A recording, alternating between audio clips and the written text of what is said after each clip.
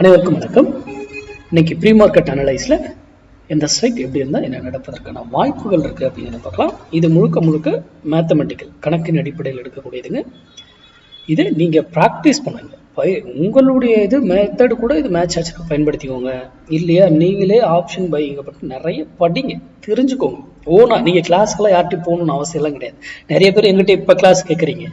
நான் ஏற்கனவே சொல்லிட்டேன், நெக்ஸ்ட் இயர் தான் நான் ஆப்ஷன் கிளாஸ் எடுப்பேன். ஓகேங்களா, நெக்ஸ்ட் இயர் தான். ஓகேங்களா, அப்போ எங்கிட்ட வரணும் கூட அவசியம் இல்லை, நீங்களே ப்ராக்டிஸ் பண்ணலாம். என்ன கொஞ்சம் நாட்கள் ஆகும், வருட கணக்காக நீங்க ப்ராக்டிஸ் பண்ணலாம், அவ்வளவுதான்.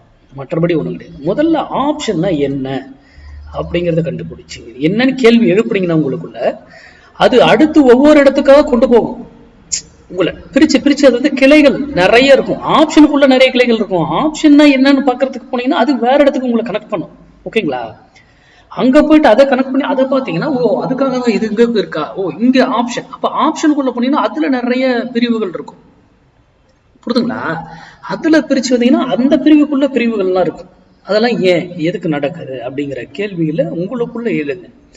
அப்பதான் யாரு சொல்றது, யூடியூப்ல நாங்க கொடுக்குறதா இருக்கட்டும், யாரு சொல்றது என்னைக்குமே நம்பாதீங்க. நியூஸ், இண்டிகேட்டர், பேட்டர்னு, மூவிங் ஆவரேஜ், பிரைஸ் ஆக்ஷன் இதெல்லாம் பேருக்கு வேணா நீங்க வச்சுக்கலாம், இதுவா கவனிக்கலாம். அதெல்லாம் இன்வெஸ்ட்மெண்ட்டுக்கு பயன்படுமே தவிர மற்றபடி எல்லாமே மாறிடுங்க. வித்தின் ஒரு 5 minutes நீங்க பாக்குறீங்கன்னா 5 minutes அடுத்தது 5 minutes மாறி போயிடும். அது 10 minutes இதுல 1 hour பாத்தீங்கன்னா 1 hour அடுத்து 1 hour முடிஞ்சு போனா அது மாறிடும். அப்ப அதுல அப்புறம் ஓப்பன் அட்ரஸ்ல வித்தின் செகண்ட்ல சேஞ்ச் ஆயிடும். அப்ப இதை நம்பி நம்ம எடுக்கிறது, புரியுதுங்களா? அப்ப அந்த கேள்விகள் உங்களுக்குள்ள எழணும். அதுதான் ரொம்ப ரொம்ப. அப்ப நாம ஆப்ஷன் பையர், நம்ம இன்ட்ராடே மட்டும்தான் பண்ணணும், பொசிஷனே கிடையாது. பொசிஷன்ன்ற பேச்சே கிடையாது. பையர் பொசிஷனை வைக்க கூடாது. காலையில 500 பாயிண்ட் கேப் அப் ஆனா என்ன, டவுன் ஆனா நமக்கு என்ன? காலையில மார்க்கெட் ஓப்பன் ஆகதான் போகுது, ட்ரேட் ஆகதான் போகுது. ஓகேங்களா? அப்போ தினமும் காலையில அழகா உட்காந்து மேக்ஸ் கால்குலேட் பண்ணி வச்சுக்கிட்டு முன்னாடியே எல்லாமே ப்ரிப்பேர் பண்ணிடும்.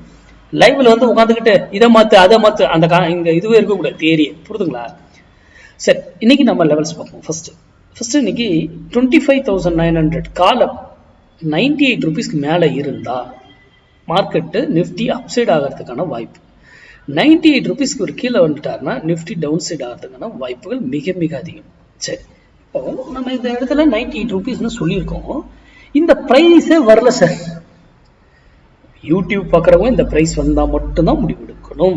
நல்லா புரிஞ்சுக்கோங்க. ஏன்னா அதுக்கு வேற இடத்துல வேல்யூ இருக்கு. இங்க வரும்பொழுது உங்க முடிவு நீங்க எடுத்து பாருங்க. எனி டைரக்ஷன் என்னன்றதை நீங்க டிசைட் பண்ணிக்கோங்க. அது கீழே சஸ்டெயின் ஆகுதா மேல சஸ்டெயின் ஆகுதாங்கிறதெல்லாம் உங்களுடைய டெக்னிக்கலோட பயன்படுத்துங்க. ஏன்னா இது மேலேயே இருக்கும், வீக்கா இருக்கும், ஒரே கண்டல் அப்படி பெருசா விடுவாங்க. கீழே இருக்கும், ஸ்ட்ரென்த்தா இருப்பாரு, ஒரே கண்டல் தூக்கிடுவாங்க. இதெல்லாம் ஏன் நடக்குது அப்படிங்கிறது. ஏன்னா ஃபால்ஸா மார்க்கெட்டுங்கிறது எல்லாருக்குமே ஒண்ணு. நம்மள ஏமாத்துறது ஒரே ஒரு விஷயத்துலதான். ஃபால்ஸா நம்மளை ட்ராப் பண்ணுவோம். அந்த ஃபால்ஸை எப்படி கண்டுபிடிக்கணும்ன்றதும் நமக்கு தெரியும். புரியுதுங்களா? அப்போ இந்த ஸ்ட்ரைக் ஒரு இடத்துல இருந்து இது இங்க திரும்புது, ஒரு இடத்துல மேல போகுதுன்னு சொல்லுவாங்க. ஒரு இடத்துல போனா அது ரிவர்சல் ஆகி ஆகும். அந்த ஸ்ட்ரைக் ஒரு இடத்துல போனா ரிவர்சல் மீன்ஸ் போயிட்டு இங்க போயிட்டு ஏதோ இங்க இருந்து திரும்பிடுன்றது இல்லை. ரிவர்சல் இங்க இருந்து ரிவர்சல் இப்படி ஆகலாம். புரியுதுங்களா? ஒரு பாயிண்ட்ல அது திரும்பி ஆகணும் மார்க்கெட். அல்லது கீழே வருதுன்னா கீழே ஒரு இடத்துல திரும்பி ஆகணும். எப்படி திரும்பலாம், அல்லது இங்க இருந்து இங்க ரிவர்சல் ஆகி இப்படியும் திரும்பலாம். அப்போ அதெல்லாம் ஏன்? அப்போ ஒரு ஸ்ட்ரைக்குக்கு பல வேல்யூகள் இருக்கு அப்படிங்கிறத புரிஞ்சுக்கோங்க. மார்க்கெட் சப்போர்ட் அண்ட் ரெசிஸ்டன்ஸ் வைத்தெல்லாம் வர்த்தகம் தயவு செய்து ஆப்ஷன் பையிங் பண்ணாதீங்க. ஆப்ஷன் பையிங் நான் சொல்றேன்.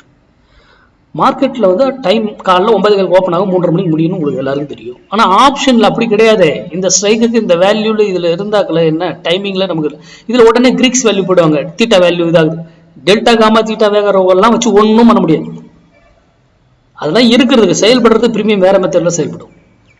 அதனால படிங்க, தெரிந்துக்கிட்டு வர்த்தகம் பண்ணுங்க. நன்றி, வணக்கம், வாழ்க வளமுடன்.